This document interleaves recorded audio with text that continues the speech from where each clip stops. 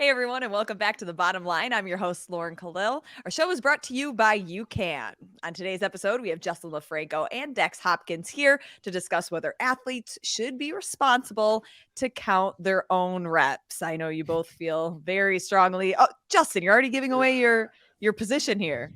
Dex, I wonder what position you have. A lot of positions. A lot of positions. A lot of positions. We'll get into that. But recently, the Hopper email from CrossFit, there was an article titled The Judge's Job. And in it, there was a quote that said, while judges are there to facilitate and create a competition, or a fair competition, rather, they ultimately share these responsibilities with the athlete, as stated in CrossFit's rulebook, section 1.119, which says that athletes are responsible for counting and completing all required reps. Dex, as an athlete yourself, what is your take on this stance? I've said this a million times, so I'm going to triple, double, quadruple down on it. I can do one of two things. I can go fast and fitness well, hit standards, or I can count, and neither one of those things are happening at the same time, probably. For me, like I'm a rhythm person just like everybody else, but like I have really specific examples of like doing double grace. There are like certain things that are hard to count, right? It's usually like a two-phase movement, a clean and jerk, burpee over the bar, burpee over the box, whatever. And to me, those things, I lose habitual like count loser. Me and Chandler have argued about this several times, and I can't even be mad about it. I'm like, look, dude, we're going fast. Which training? I'm practicing. I'm hitting all the standards. Like, yeah, this one's hard to count. Sorry, but that was why I always looked forward to having somebody in the gym counting. Hey, you can count out loud, but what is your? You're not my pep talker. They in fact tell the judges at regionals and semifinals not to like encourage or any of this, and most of them they do the best job now, especially since certain people in space are hammering them for upholding standards. And I'll say we're getting a lot of employee of the month type quality stuff out of that, but they tell you, hey, you're not here to encourage, blah blah blah, and you still get that. But like, what the hell are you there for if it's not to make sure I'm doing the right number of reps, right? Like, I'm hitting the standard, I'm doing the right number of reps. That's all I need you to do. That's it. So I can express my fitness that I've built up all year, not my ability to have my heart rate at 250 and count to 50. Like, it's just not, doesn't go. I want to look back at this past games. The very first event that we saw, it was bike to work, and we saw multiple athletes miscounted the amount of laps that they did because they were not given a specific judge to do so. Justin, is this a miss on CrossFit's expectations, or do you think that the athletes should be held to a higher standard and actually count those reps? Okay, so the games is obviously a unique environment that is not the same as, the open where you have somebody with a clipboard, a judge there. You have the games where this is a very chaotic type element. And in this situation, you have judges that are not judging a specific athlete. They're just kind of doing what crowd controlling and stuff. So I think that the issue arises when you have, it comes to a confluence between who's right. So if a judge or a person that's responsible for doing this is saying, yeah, you're good, go in, and the athlete goes, okay, cool, who's supposed to be right in that instance? And the same kind of goes for another event, not event one, but let's just call this reps on the field, and you have to do 21 thrusters. And let's just say that if it's the athlete's responsibility to complete all required reps, and the athlete completes 21 reps, but the judge says, no, you got to come back and complete another rep. Well, who's right? Who's the one you're supposed to listen to? And CrossFit actually in this made it extremely clear. They said in all stages of CrossFit competition, it is an athlete's responsibility to adhere to the event format. This includes performing all required movements to the described standard, counting and completing all required repetitions. So if it's the athlete's responsibility and the judge is wrong, then who should you be listening to? And if an athlete is saying, if the judge is saying go, and that's makes a lot of sense to the athlete at the time, it's kind of like CrossFit in this whole email basically put responsibility on everybody but themselves.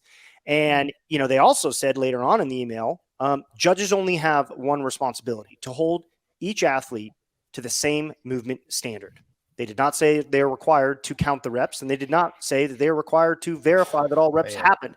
They only said that to hold each athlete to the same movement standard. That means that an athlete is completing a rep as required, as in chin over the bar if you're doing a par, if chest touches a bar, chest to bar pull up, or if they're squatting to depth, etc. So if it's the athlete's responsibility, then I think that all those instances where a judge called them back, it shouldn't be the athletes shouldn't listen to them. So I think they're trying to have their cake and eat it too in this instance. And I think that that's where they're not taking any responsibility and instead saying, hey, yeah, it's the judge's responsibility to call it on here, but then it's the athlete's responsibility to call it there. It's like, which is it? And who's right? That's the best question I would be asking is who's right? The best question to me is where do I stick the red flag to challenge, right? So if it is, and say it's like, like you're talking about, say let's chalk it up to a classic 21-15-9 burner, and it comes down to that sprint. I mean, there's a million, and I'll say we talked about it every day at the end of the day at the games. It was awesome to see so many close finishes, a lot of, who runs through the line, not can you jog. And it's the one that's close like that. There's not a lot of reps to spare, or it's a margin of error workout. And like Justin said, I got to do 21. I do that in my count. You said the standard was right. You counted with me, but same thing. And at the games, I'll go the opposite direction of Justin. I think at the games, it should absolutely be nailed down to, hey, these guys are, because from what I understand, most of them are seminar staff people or something like that. And not the volunteers that are at semifinals, regionals, whatever, right? Because everybody's got their group of people, right? Like Mac Syndicate is Mr. Pox people and stuff like that. So I get everybody's got their group, but there's the same nervous stuff. And so to say it's the athletes thing when they're because my favorite excuse is for them, like, you think on standards, you think the person with their heart rates at 200 is gonna be able to think, but then you put this email out to where I should be able to do math. That's kind of this exactly. Like, they've said this, like, are you going to trust the person whose heart rate is 180 beats per minute, or heard the it a million standing times next to him? You've heard them use that excuse time and time again, being like, okay, so we should trust the judge then. But the way they made this very clear, it's no, it's the athlete's responsibility. So the athlete shouldn't trust that the judge is right. They need to verify it for themselves. Mm-hmm. Now, Dex made a great point during the Open. Yeah.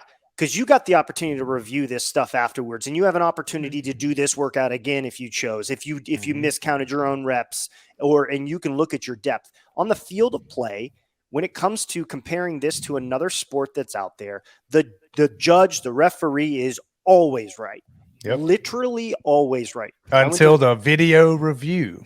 And now there's a video review, and there's a board of judges, or excuse me, there's a panel. They're in New York. They go to New York. Yeah. Boys in New York. Who can look at that and stuff. But there's a very clearly defined process for overturning a challenge, or for challenging something and then overturning a ruling. But in all other instances, when a ref calls a foul, man, it's a foul.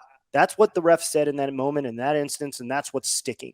And so, again, it's like, which is it, CrossFit? Like, is the judge's responsibility to do that because their heart rate's at 80, or is it the 180 beats per minute guy who's, going all out and makes a mistake or something? And so the same litmus test could be applied to, like, did the person cross the line or not?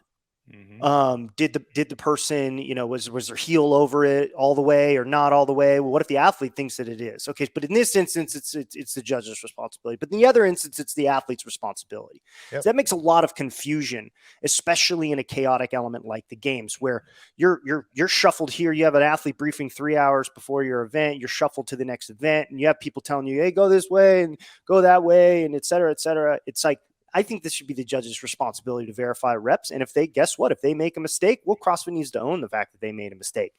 And they just need to move forward with it. I think everybody can agree with that and say, hey, look, in every other sport, the judge is right. The referee is right. Yeah. The only way to overturn that is through a specifically outlined process that allows you to do that. And there's penalties for calling that call into question. But do you think specifically for the games that they are using this as part of the test of fitness is, you have to be able to have this intellectual capacity while you're working out? Like, is that part of fitness? Is that what they're defining it as? I mean, look at it. It's a world championship, right? So let's equate this to, there are people there who don't speak English. And and you've spoken to a lot of these people as a journalist. Mm-hmm. If they do speak it, it's spotty, right? Like, I think back to, because I'm old, I think back to like broken English Camille before it got not that broken. But I mean, can you imagine trying to especially judges, can you imagine trying to converse with these people on the field in the heat of it? Like, you can't. I mean, it's a weird time to be able to flex that. And I'll even give you like the pinnacle of it, the games, cool. Like Justin said, Open, even semifinals, it's a way more, in this arena, in this spot that's going to be recorded, and then cool, you send that video in. They can be, whatever, and then they kind of give you a window to redo it if you want to, or like Justin said, if you're going to redo it anyway, and you see in the video, hell, it happened to me this year. Somebody messed one of my videos up for quarterfinals, had to redo a workout, no big deal. But at the pinnacle of it, if we're going to call it professional, with all the stuff, the myriad of things that come with that, like Justin said, Ed Hockley in the NFL is always right. He's the jacked referee. He's the only guy they put in Madden by face. And like, there's no dispute unless you got a red flag in your pocket. And so if we're going to do that, I should also have a red flag in CrossFit. I should be able to video challenge it, since there's a million cameras for the live feed for XYZ. And I don't know if we got it on every lane, but I'm in the media pit. You can see the stick with the camera on the top of it at every corner. You were in there too. I mean, it's available. So if we're going to do that game, awesome, that we can find out who's right. And then it's wide open. There's no skin off anybody's back. It doesn't have to be a finger pointing like Spider-Man point your finger thing. It can be, I ran through because you see it all the time, right? Like I've seen it in a lane next to me. People run through the red light of a no rep and they let them go because why? The judge is nervous. Nobody wants to pull you back. Nobody wants to do that. But if you take that off their plate, now there's a video review. I can, very like respectfully challenge. Hey, heat of the moment. I was right or you were. Let's go to the evidence. There's a really funny commercial out right now where a couple's arguing over like who brought the camping gear. And she's like, you specifically said I would never forget this. And she throws the flag. And What's the with Allstate that guy, yeah, I don't know. That's how she said it. I don't make it up. This episode is brought to you by UCAN. Who can? You can. At least I can with UCAN, with one of their easy squeeze pouches that give me the energy I need to get through my workout without causing a crash. When I work out early in the morning, but don't want to on an empty stomach because we know mid-one I'm going to be hangry, I grab one of their super easy on the stomach bars. Chocolate almond butter, yes please. I may not be a games athlete yet, but UCAN helps me stay focused and energized during my workouts. It delivers steady release carbs for long-lasting energy without spiking blood sugar levels, the key to sustaining peak performance and focus and recording videos like these. Trusted by top CrossFit pros like Scott Panchik and Emily Rolfe, get your hands on these goodies and even save 20% on your first order with our code CHALKUP, link in the description. Now back to the episode. One thing I think is really important to recognize in a discussion like this, in an email like this that goes out to everybody in CrossFit, is what signal does it send to every other competition out there? I don't think in live competition the judge can be overruled except through a defined process that says, okay, we have video review evidence. We can go back and we can look at it. We have 30 minutes to do that. And then we're going to communicate that there's been a change, right? So you're like, okay, cool. But in the open, yes, you're right. You have days to do this workout. You're going to record it if you're a top athlete because you're going to be asked for the video. And you can go, no, man, like I totally mucked that one. Okay, we'll go redo it real quick. And that's fine. But in live competition, I do not think it sends a very good signal to all the other competitions, literally the 1,000+ competitions that happen globally, that it is kind of the judge's responsibility, but kind of the athlete's responsibility. I think that's kind of silly. I think it's also from the top part of our sport. They're also sending a big signal down to everybody else that, it's the athlete's responsibility. Okay, well, if that's the case, then if the athlete decides he's done and that he's completed all the reps, well, then I guess that's what it is, right? Yeah. And it's just kind of silly, to be fair. Like if you're going to have judges in live competition, the ruling on the field should stand. And they've done that in the past when it comes to open review, is saying, hey, yeah, we're trusting the ruling of the judge on the field. They were the person that was there and they said that those squats were to depth. So we're going to give them the benefit of the doubt. We're like, okay, well, again, you can't have your cake and eat it too. It seems like they want to do that and put the responsibility on everybody else. I'm trying to think of another sport that does it that way. And the only thing I come up with, and I hate because it's also a very professional and kind of controversial thing right now, is the PGA versus that other league. If you're a golfer, you do have to keep your score, right? A little different stress, different stimulus, right? I understand that. But they have to keep a scorecard and it's got to match up. And that's the only other like comparable thing I could think of. If we're going to stay in the professionalism term and speak about it that way, I mean, there's only like one other parallel, but like. So then do you guys think that holding the athletes as the ones responsible to count their own reps makes the sport more professional or less professional? Less, I think. My job is to be as fit as possible to come to this showcase and express that just that exactly that peak expression of the work I've done over the year, not to express to you that I can do that. And also if you test me on my ability to like count while I'm doing it, like I should have this singular focus, and it's hitting the standard and going faster than everybody, not settling up my chips at the end of the finish line.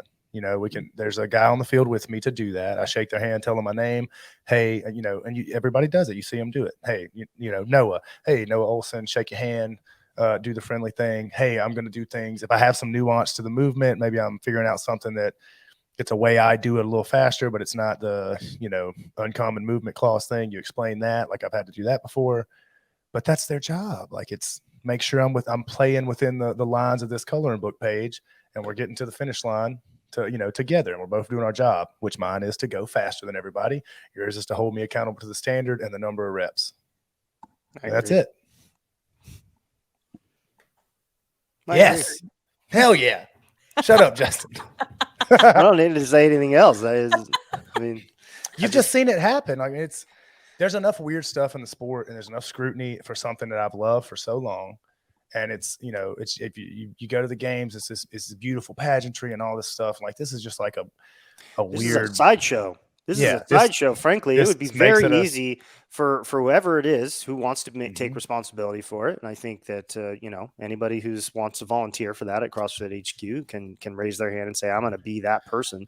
But I think it'd be very easy for them to say it is our responsibility to employ judges who are level 1 seminar staff already to count reps, because they kind of already are doing that as it is. And to say, well, until your judge has told you to advance, you do not advance. Right? And that's the deal anyway, right? That's cool. That's kind of how it already works. So it's just kind of like, oh, we had a problem. Oh, we had to do a ton. And by the way, they did a ton of leaderboard corrections this games. And they had more than one event where there was a problem. And that's fine. Yeah. Again, that's not it happens. You're right. They said a bunch of stuff about it being humans that are doing this. Totally understandable, right? Totally understandable. But I don't think it's a lot for them to stand up and say, you know what? This is how we're going to do it. We encourage all other competitions to follow suit because we're setting the standard for how CrossFit as a sport is operated. So with that in mind, I would think it would make a lot of sense for them to say, you know what? It's our responsibility to ensure that athletes are doing what we have told them to do, and they cannot advance to the next stage in this event or to the finish line until we have told them that that is okay to do. That'd be great because it's very clear. It's like until you get the green light, you're not going. Yeah. Cool. Yeah, I don't think that's crazy. Keep doing thrusters until you get there. If you want to count yourself personally, that would make a lot of sense. And by the way, I'm sure Dex, you count offhand, you know, in your own mind. And I'm a lot of athletes. Okay, you don't. Okay, well, that's a different thing. You talking about like while we're working out? Yeah. Yeah, you don't count as you go. I mean, I do, but like if I'm telling you, lose count all the time. I know a lot of athletes get mad about do count so that they have an idea where they are in that thing, and then generally speaking, they align. And generally speaking, this is not a massive problem. It's just it's not. But it's it just could a problem. Well, this year it kind of was. So I think to fix it, they should just say we're going to take responsibility for it. We're going to ensure that athletes are all doing the same number of reps, and there wouldn't be much confusion about that. That would be a very straightforward decision. Yeah. Is that your bottom line, Justin? Yeah. Done. I don't, not to say they dropped the ball on this. I think like Boz, I mean, they do a great job with the judging at the games. Like no doubt, like Boz has been on top of that. They're very straightforward. Massive undertaking. And then on top of like, you know, I'm not sure if he ran that show and the programming this year, but if he did, my God, hats off even more. But I'm very on board with the grace of it and like the, you know, human things, but it's just like the transparency and like the, hey, this is the deal. Not the kind of ambiguity that comes with it's the athletes. They were obviously addressing the issue that happened at the games when they wrote this email, and they were really good about it. But so to address the issue, to saying yes, there were problems with the scoring issue on the leaderboard, and then to say, you know, but the people who were in the wrong were the athletes.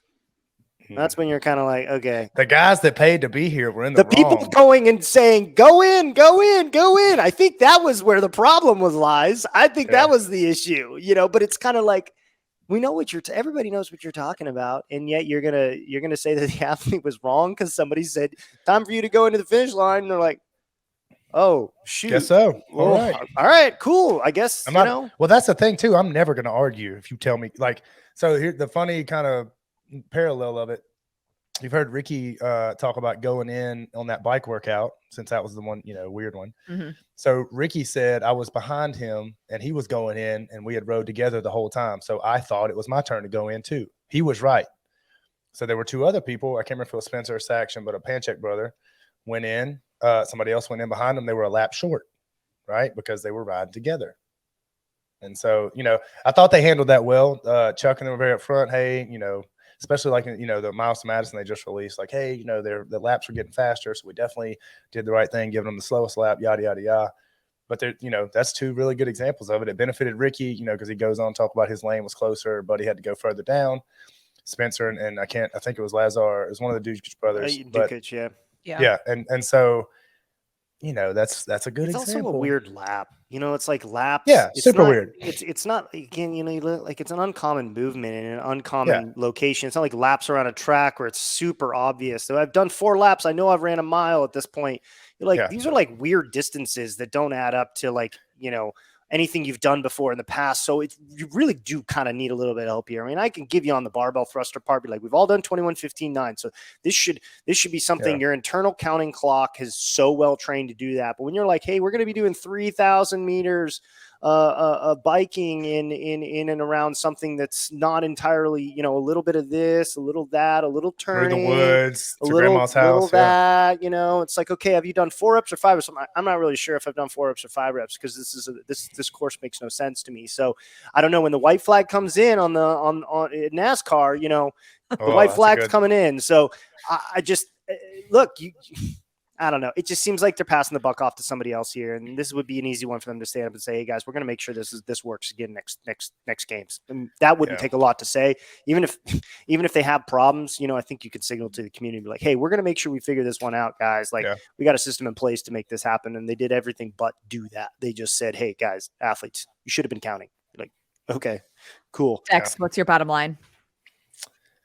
I'm there to express fitness, or me, whoever. I'm there to express my body of work through the year, not to take a math test. And like, if it is, we're going to do, that's it. I mean, if we're going to do the everybody walk through with your flag thing, all that stuff, this pageantry and professionalism and these things, that's part of it. Referees in the NBA are not pulled out of the stands to call fouls or give people techs. NFL referees, same deal. So these guys count reps. That's your job.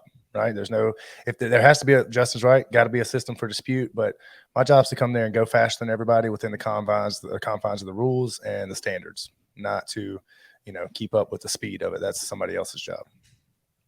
Dex, Justin, thank you guys for the conversation. We'll have you guys on again. Thank you.